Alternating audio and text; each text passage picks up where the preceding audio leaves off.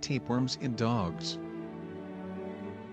You watch at your dog and notice irritability,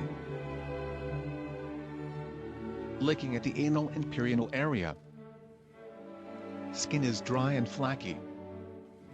Hair coat is dull, dry, and unkempt. Excessive weight loss, despite maintaining a good appetite. Increased appetite, without weight gain. The segments of the worms can be seen in the dog's feces or fur, like a small rice. Maybe the reason is, your dog had got tapeworms.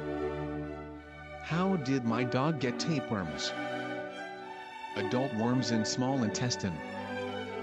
And segments of adult worms pass in feces. Egg pass in feces. Eggs ingested by intermediate host. Small mammal or flea. Intermediate host ingested. How to get rid of tapeworms in dogs.